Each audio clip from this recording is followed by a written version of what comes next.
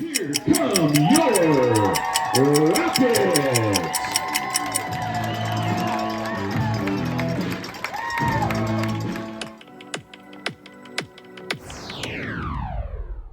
This program is supported by advertising. Rocket Football appreciates these local partners: Mark Williams Land Team at Whitetail Properties, Riley Tool and Machine, Par 4 Plastics, Curnel Ag, Full Body Fitness Studio, Yarborough Tabor Goodwin Insurance, Farmers Bank and Trust, Hodges Sports and Apparel, Deer Lakes Golf Course, Livingston Hospital, Seaplant Federal Credit Union, Frazer Law Firm, Cobie Evans and Bart Frazer, Darrick Myers, Johnson's Furniture and Appliance, First United Bank, Gilbert Funeral Home, and Beavers Heating and Air. Go Rockets!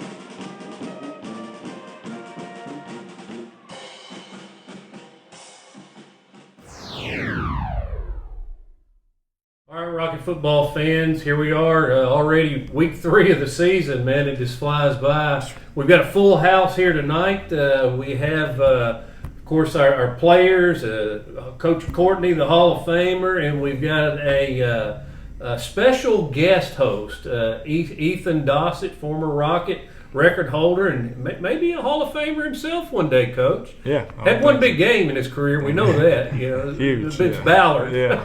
I try to forget it. I was on the other side of the ball. Huge. Then, of course, we've got lineman Gary Hall and running back, quarterback Trae Taylor. Had a big game last week. We'll talk a little bit about that. We want to get started here. We appreciate all of our sponsors. We've got a special treat for you, too. You know, we filmed all the players like we did last year, kind of a greeting a la NFL, you know. So we're going to introduce the seniors. They'll have all of them on at the midterm break today's show. So this week, Webster County comes in here. Both teams looking for their first win of the season. Of course, Webster County's had a tough time with us over the past 2 decades anyway, and really all the way back historically. We'll talk a little bit about that in a minute too. But curiosity, Coach, I just kind of went back and looked at last time we played Webster here was 2021. Really? Is there been some quirk in the schedule, or is something wrong in my stats? I'm trying to think. I know COVID messed us up one year. I think it got flipped after that, and then I'm not sure how we lost that third one. Mm-hmm. Yeah, I'm not sure either. Yeah, I'm not sure. It was showing we've been on the road 3 straight years, 22, 23, and 24. Of course, we won all of them. Hadn't lost to Webster County since 2006. 14-6 was that game. We have a 36-13 advantage over the Trojans. But let's come back to them in just a bit. We want to talk about last week's game, talk about the players of the game. Of course, disappointing loss to Union County here at home. Final 40-13, I believe, was the final. I think that's right. And when it's like that, sometimes it's harder to remember, isn't it? Yeah. So we were shorthanded, played without 2 of our best players, quarterback and our top receiver, and I know they're week to week now, Coach. Still don't know anything about these guys, nursing some injuries. So we're praying and hoping those guys will be back as soon as possible.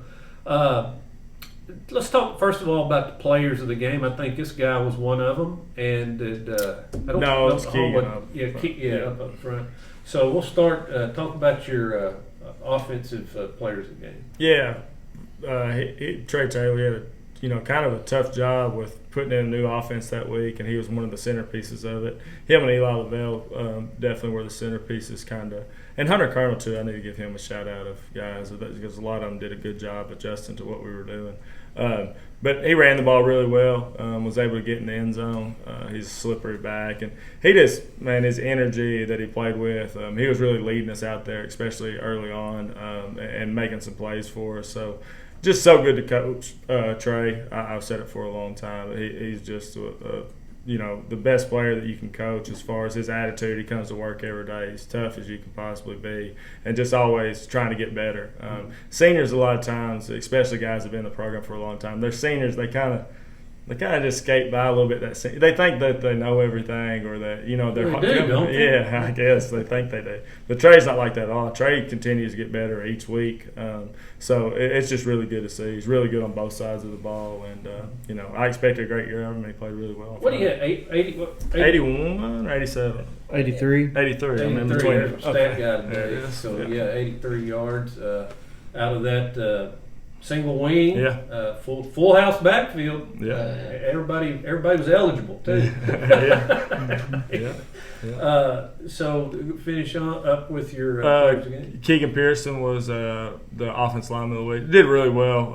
I think he led us in roaches and just blocked extremely well. He's played what you would hope as a senior, but his best 2 games of his career have been the first 2.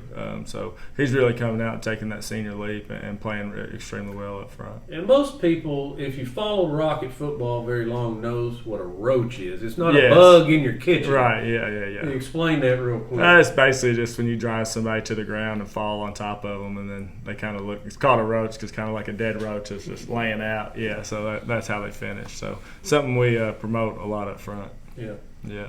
And defensively was Eli Lavelle. Had a great game offensively as well. His numbers didn't show it as much because of big negative play, but was, like I said, a big part of us offensively.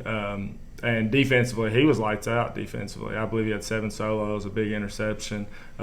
Most of all, just did his job. That's what I value more than anything, statistics. Because statistics are a lot of times defensively based on the position that you play. A lot of guys have more opportunities. But making the most of your opportunities is a lot of time what it is. And he did that, 7 solos, no missed tackles, and an interception. So thought he played extremely well. Both sides of the ball. Excuse me. Pointy had another great game. Oh, nice too. game. Yeah, could have easily absolutely. been player of the game. Yeah. Pointy played extremely well. And somebody else at Dakota side? No, Dakota didn't play bad, but I'm trying to think statistically who it would have been. Yeah, it could have been Davis Pearman. I believe it's Davis. Davis and he had Pearman. seven tackles. Yeah, he had 7 tackles. Yeah, Played by far his best game that I thought. Played well in coverage as well and had 7 tackles. A couple of them came on special teams, but overall he had a really nice game. He seemed mad during the game, so maybe that helped. Good. Maybe he keep him mad. Is that the trick? His dad always played real mad. Yeah. He was mad all the time. I've heard he was pretty good. He was good. And so we get special teams, I think. Let's see. Special teams was Noah Byford. Just goes really hard on special teams. Had 2 really nice returns, though. Was kind of what set him apart, special teams wise. But that's kind of nice too, because his injury came from a special teams injury, and getting him back and seeing no fear in him at all, and taking those returns right up the middle. And, this was his first game back. Yeah, so and did a really good job. Nice to have some of these guys that have been injured. Yeah. On the way back. So. Just to kind of recap some of that game, Ethan, chime in here. Anything you saw, we'll talk to Coach about that game. We really came out of the chute, and everybody's, hey, this is working well. Yeah. And this a couple things kind of happened, some right. penalties, and then some turnovers. Before you know it, it's out of control. Yeah. Which in that situation, like we talked about after the game, you got to play so clean to stay in that game versus a very good football team. And if you're not, penalties, turnovers to me has been the name. I mean, it's always the name of the game. But these first 2 weeks, we were -2 in the first game, -3 in the second. And I count, which stats, but I count the onside kick or if we turn it over. If we're supposed to have the ball. So at -3 to me, it might be -2 in the actual stat books. But for us, we should have been on offense. 3 times we gave it away to them. So to me, you look at that number, and I always preach to these guys, if you're +2, you're going to be 91%. Well, the opponent was +2 and +3, so they're 91, and then whatever +3 is, I don't know. I bet it's around 97%. So just tough to come back from that, especially when you're shorthanded and you're basically just going to say you're going to run the ball down their throat and chew the clock. That doesn't work if you're down 2 or 3 scores. So to me, that was pretty much it. Didn't play clean enough, turning the ball over. Yeah. And, get down 2 scores in that offense, everything changes. It feels really good being in it. Within 1, you feel like you're in striking distance. But 2 seems like 40 in that offense. Sure. Yeah. So later in the game when you were down, what helped you make the decision to go ahead and go with Connor, who's your backup quarterback? Go back with your traditional offense. Yeah, just like what I said. That offense, I mean, you're grinding out. We were 3 yards in a cloud of dust, old school football. We know we're down. I think we went to it. We were down 28 or something like that. We know we're not going to be able to make up that ground even if we play perfect in the single wing. So just spread it out, run our traditional stuff, see if we could break one and move the ball. And we did. Connor did a good job. We turned it over again, but Connor did a good job moving us, especially on the first drive. So, and we were even scoring it in 10. So, just gives us more of a chance for explosive plays.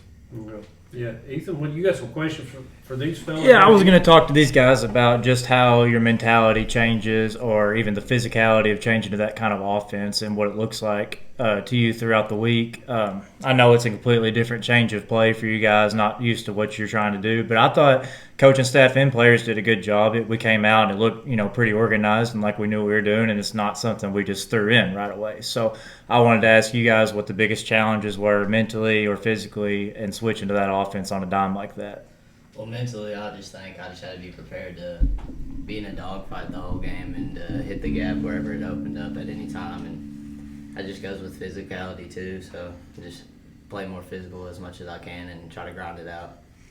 Well, let me ask you this. So did you change your running style or your mentality or anything like that based on the offense, or are you just a guy that's going to get the ball and hit the hole? I'm a guy that's going to get the ball and hit the hole. That's what I think about the whole time. I mean, I just know mentally I got to be a dog out there. So. Okay, and as a lineman and as a running back, which style do y'all prefer? Do you like the old school spread, like what we've been running, or were you guys excited to be able to just get the rock and pound it for a game? I was excited. I was excited too.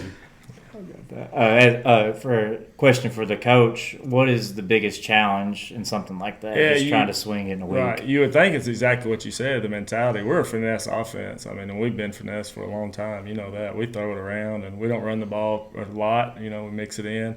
But we were so much the other way. The linemen and the running backs were so excited because they're putting the game on their back now. Now we are, you know what I'm saying? And a lot of our receivers and stuff like that are out, quarterback's out. So everybody that's in there is like, all right, this is on us. We got all 11 guys right here in this little space, and everybody's involved and plays a big part in it. The guys loved it and still love it, So it was. I was kind of like, how are we going to be? Because this is completely opposite, but they answered that question fast. They were so excited about it. Garrett, you speak to that a little bit. Of course, are you left tackle? Yes, sir. Left tackle, yeah. So speak to what you kind of took into that game and out of it. Well, I just knew that I had to play my role. That's all that matters. But it was definitely mentally challenging learning all that stuff because, I've never ran that. And I don't think anyone else on the team has really ran that style of offense ever.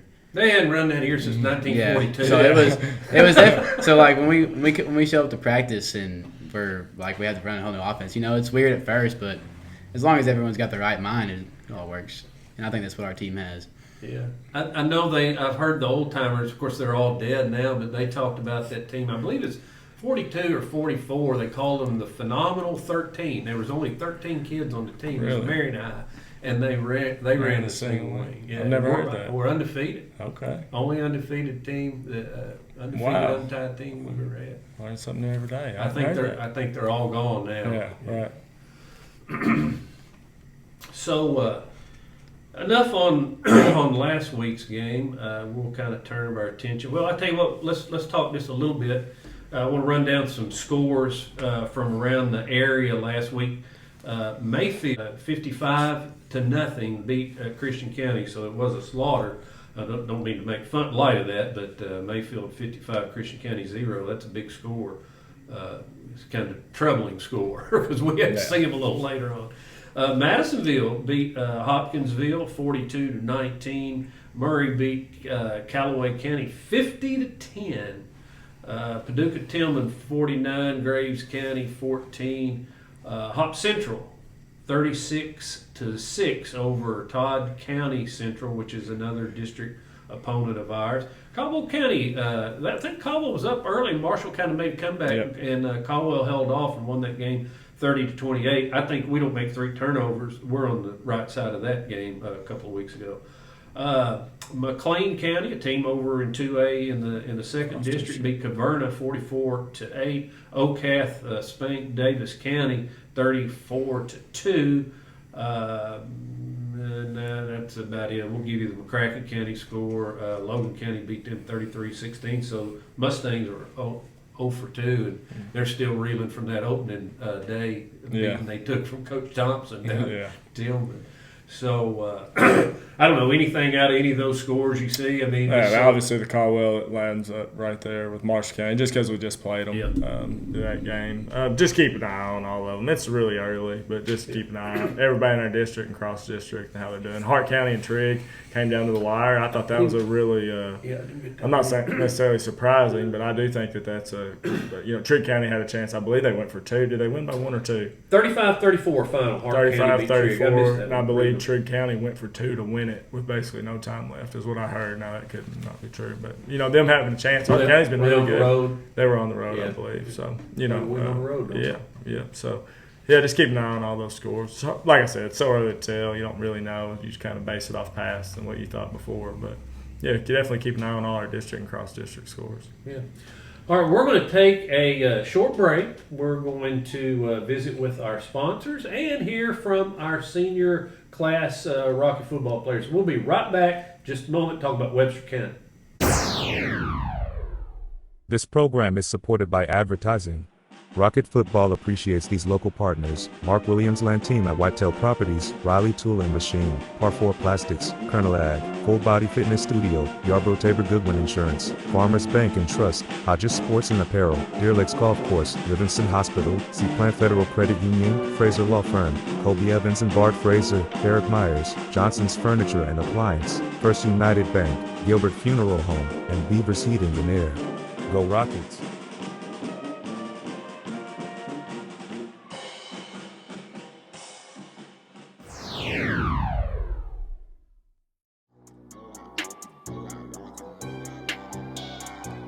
Caden Howard, senior, wide receiver, safety, Marion, Kentucky. Braden Poindexter, senior, middle linebacker, Marion, Kentucky. Dakota Thosh, senior, invert, receiver, Tulu, Kentucky. Garrison Hall, senior, left tackle, defensive end, Mattoon. Jay Stevenson, senior, defensive end, linebacker, tight end, Marion, Kentucky. Trae Taylor, senior, running back, cornerback, Marion, Kentucky. Keegan Pearson, senior, OLDL, Salem. Clint Summers, senior, quarterback, Sheridan. Brandon Sassy, senior, nose guard, left guard, Marion, Kentucky. Michael Count, senior, OLDO, Marion, Kentucky. Lane Woodall, senior, 4-year manager, Marion, Kentucky. Gracie Orr, senior, 3-year head manager, Marion, Kentucky. All right, we're back, and we're going to talk about Webster County this week's opponent. Kickoff 7 p.m.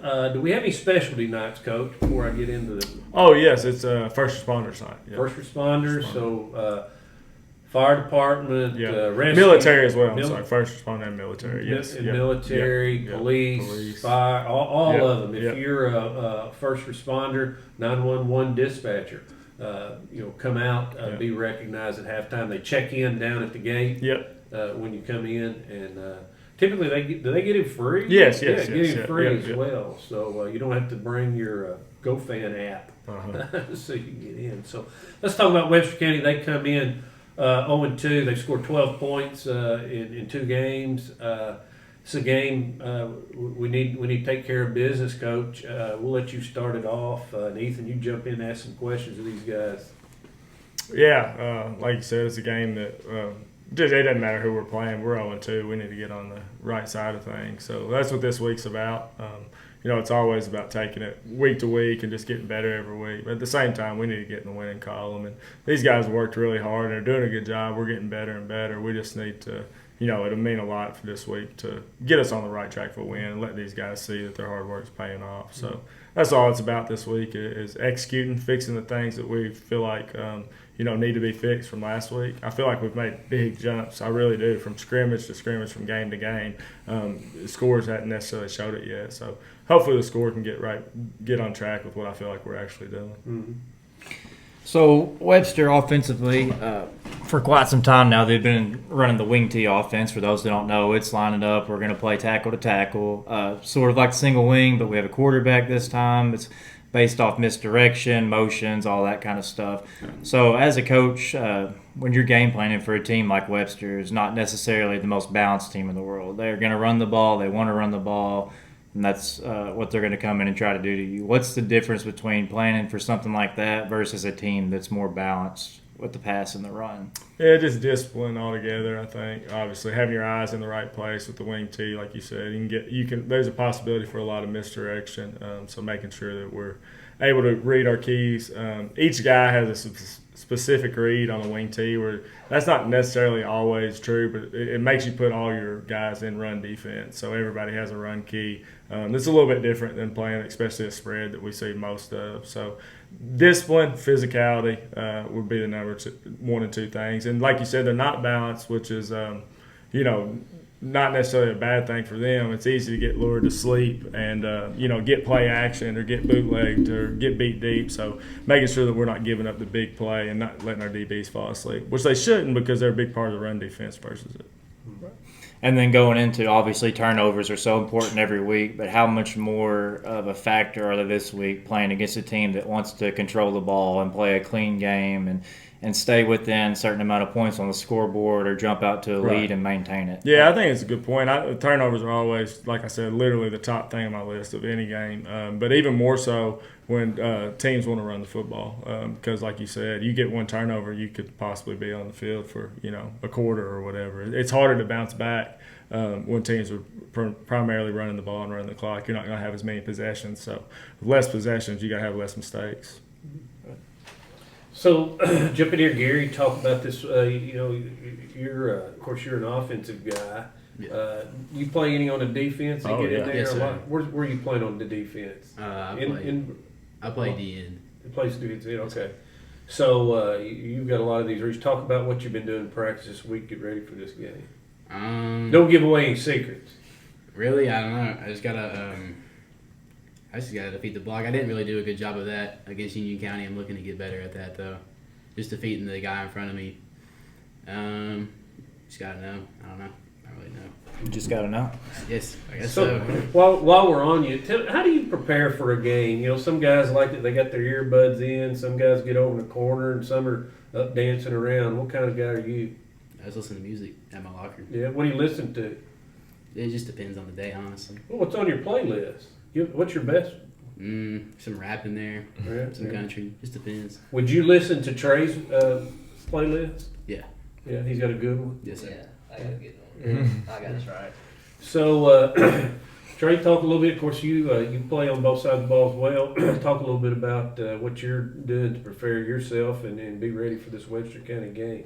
I'm just getting ready on defense to read my keys and staying focused and not falling asleep out there in the secondary. And also on offense, I'm just ready for anything that we need to do to win and just to maintain the ball and try to get us a win out there. Mm-hmm. Webster County's a team we've probably played as much as any other team in the history of series, rivalries, and we've kind of always, for the most part, what I read it off a while ago, we won it probably 80% of the time. Is it harder to get up for this kind of game? But at 0-2, you're ready. It doesn't matter who you play, like Coach said. No, I'm ready to win. I want to win really bad. So it's not hard to get up at all. Our guys want to go out there, get a win, and then get ready for the next week and get another win. Mm-hmm. Yeah, what do we have to do to win this game, Gary? Just follow our job, do our job, and then we should be right. Yeah. Who gives you your job? This man right here. You have any guys down there around the line coaches, and help you out a little bit? Yeah, Coach Brown's a big help, and so is Coach Collins. Yeah. They're all really big helps. Yeah. So we got some new guys, new faces on the staff. We need to get them up here. We talked about that. Yeah, we probably haven't. Talk about the new guys on the staff. People have asked me. I've not did a good job getting those guys out. We need to bring them up here. Yeah, and get them on the show. Coach Carter is the first one he mentioned, but he was actually my first middle linebacker at Webster County. Played at Webster, so this is a big one for him the first time. And he's been their defensive coordinator the last several years. So he came over to us, and this year. How's this week going to be for him? Yeah, I don't know. I know when I coached over there, it was really weird. Playing your school, it's really you really want to win, but at the same time, it's just weird being on that opposite sideline. It was a weird feeling. So I don't know if he knows how it's going to feel yet. This will be his first one, but he's excited about playing them, obviously. But at the same time, that's where he played and that's where he's coached and knows a lot of those kids. So I know he's got nothing but love and respect for those guys. So. Yeah. But yeah, he's Coach Carter's a lot of energy. He was as a player, he is as a coach. He's a wild man. He'll be running around, and it's good to have a young coach with a lot of energy out there because I feel like I'm getting older all the time, and it's so much to think about as a head coach. It's the thing I hate. One of the things I hate the worst about being a head coach. Only one of the negatives is you're thinking so much. It's hard to be energy. You need some guys around you that have the energy with you. I had struggled with bringing energy and thinking at the same time, so I get stuck in a thinking mode where we need to bring energy, and Coach Carter really lifts that up for us for the team. So really good to have him. And then Coach Jeremy Collins is the other one.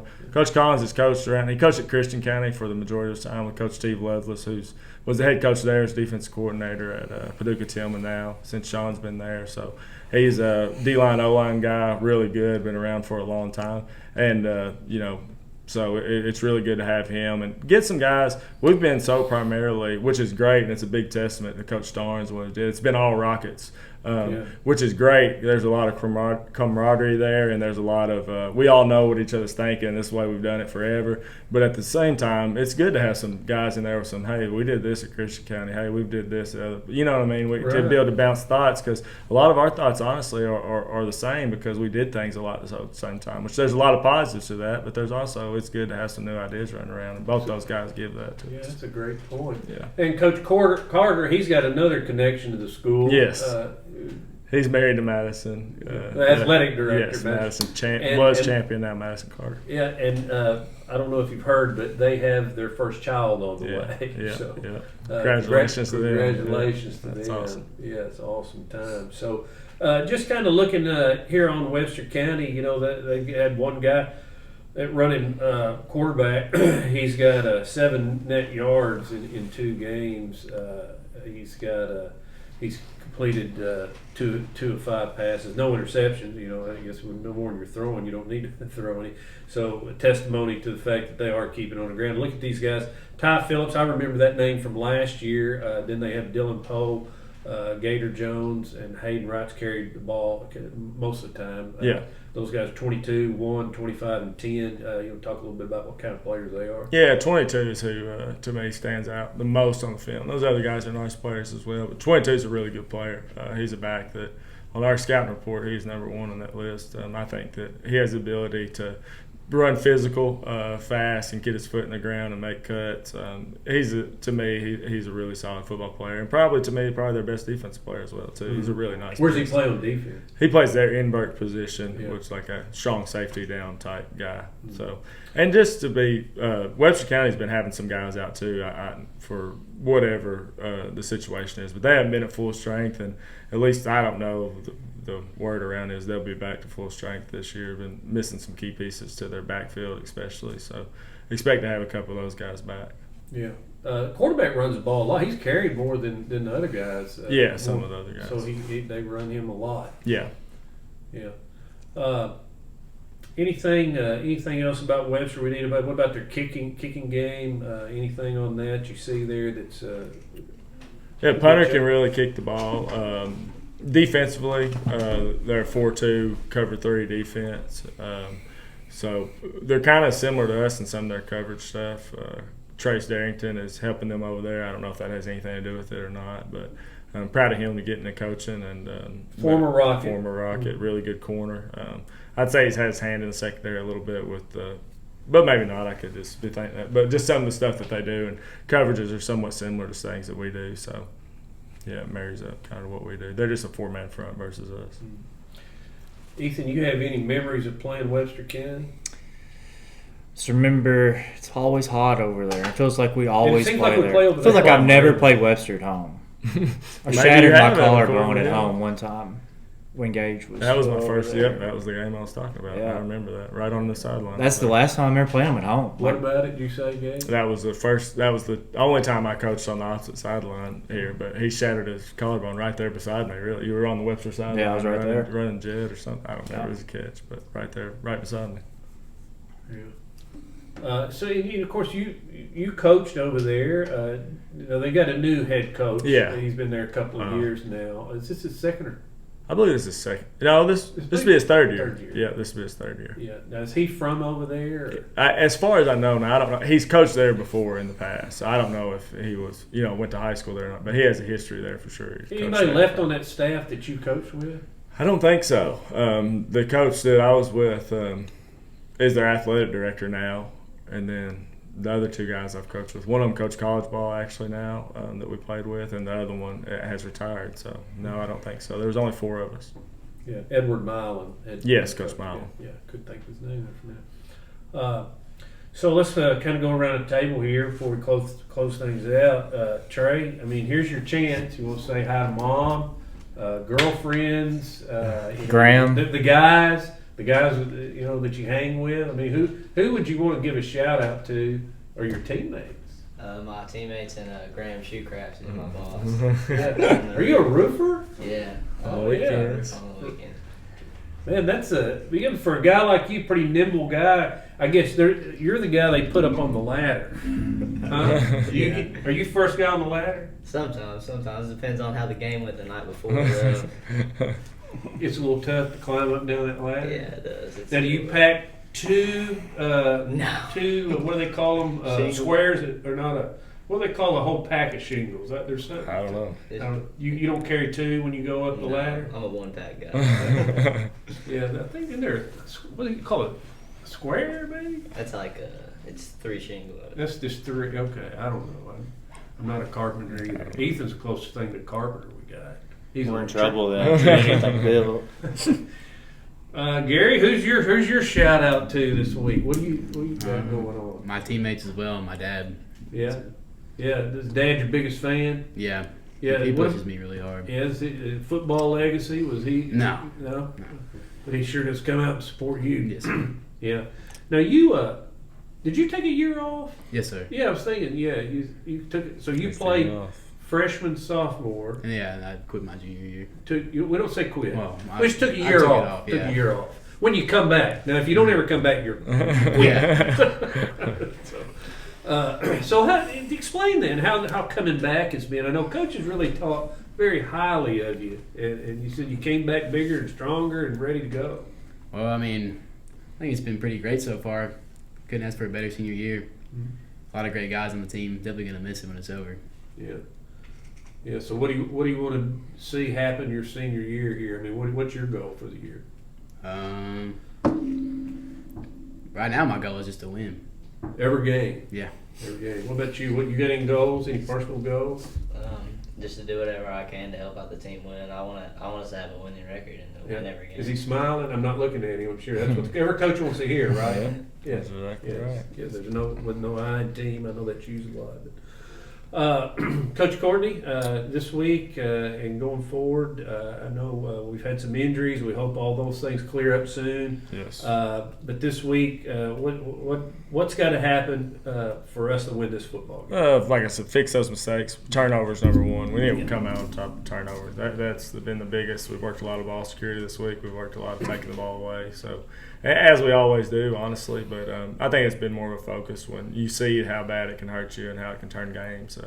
You hope that we can learn from that and grow from it. So that's what we want to see. And there's little fixes, too, in every position that we're working on. Gary was talking about one of the biggest things on the D-line, but it's not just the D-line. It's every position, offense and defensive. Little fixes. Like I said, I feel like we're getting better. But you just want to turn on the film and you want to see that you've got better about all those things that you've been talking about and working on this week. We don't want to take a step backwards. We want to take a step forwards this week. Yeah. 15-game winning streak against Webster County, so we don't want it to. Y'all better not blow it. No, don't blow it. Don't blow it. Ethan Dossett, of course, Ethan's a middle school coach, and you want to talk just a little bit about your team before we sign off? Yeah, we play tomorrow night at South Hawkins. We've kind of been struggling coming out of. Tomorrow night, we need to be sure, so that's Thursday night. Thursday night, yeah. So when you watch this show. Thursday night. So it'll be last night, I guess. Or is the coach's show Friday? Or? No, it'll Thursday. Yeah, we play them Thursday. We've struggled coming out of the gate. Like, there's a lot of hope and optimism because these guys are so young. I mean, they're all 7th graders. We got 1 or 2 8th graders. and we've got a lot of talent. There's a lot of potential. So we're a little thin on numbers. If we can get all these guys to stick with it and finish this year strong, pick up a couple wins, and then get some help coming up from the 6th graders, will really be something to watch next year. And I'm excited to watch these guys grow not only to next year but throughout high school, because I mean they've got everything you want.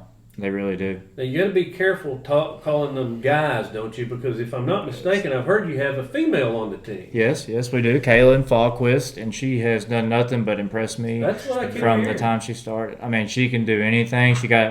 She's been playing defensive tackle, playing nose guard for us, and we're a little thin. We had to move her out to safety, and she got an interception last game. So, I mean, she can do whatever. She's not scared to hit, and, I mean, she's everything you could want in a player. So, I hope she sticks with it. See where she goes. Maybe she'll be the next second high school female player in Crittenden County history. We've already got one, Adri. Of course, Adri hadn't shown up anywhere in the box score this year. She's been on the sidelines. Been a little bit hurt from soccer, and she's a key figure on that soccer team. Yes. We don't want to hurt her there. That's for sure. Yeah. All right, so Friday night, Rocket Stadium's rumbling again. Hey, 3 straight games at home. Yep. We'll have Union City coming in here next week. Very storied program from down in Tennessee. It'll be exciting football game next week. But this week we got Webster, and that'll be an exciting game too. And this is First Responder and Military Appreciation Night. So as we talked about earlier, sign up down at the gate where you come in, and they will announce your name. Todd Riley, will he be back this week? I believe so. Yeah, I saw him in town, so I think he's back. He goes on a lot of hunting trips and stuff. We had Dale Brantley last week. Yeah, thanks, Dale. He did an awesome job. Pulled him out. I mean, he's done it for years. Yeah, he's always ready to go. Yeah, he's an old veteran. Yeah, he did a great job. He does a great job. Yeah. We're blessed to have both of those guys. Yeah, sure are. So we'll see you out at Rocket Stadium. Get there early, enjoy some fellowship for the 7 o'clock kickoff. We'll see you Friday. This program is supported by advertising. Rocket Football appreciates these local partners: Mark Williams Land Team at Whitetail Properties, Riley Tool and Machine, Par 4 Plastics, Curnel Ag, Full Body Fitness Studio, Yarborough Tabor Goodwin Insurance, Farmers Bank and Trust, Hodges Sports and Apparel, Deer Lakes Golf Course, Livingston Hospital, Seaplant Federal Credit Union, Frazer Law Firm, Cobie Evans and Bart Frazer, Darrick Myers, Johnson's Furniture and Appliance, First United Bank, Gilbert Funeral Home, and Beaver Seeding and Air. Go Rockets!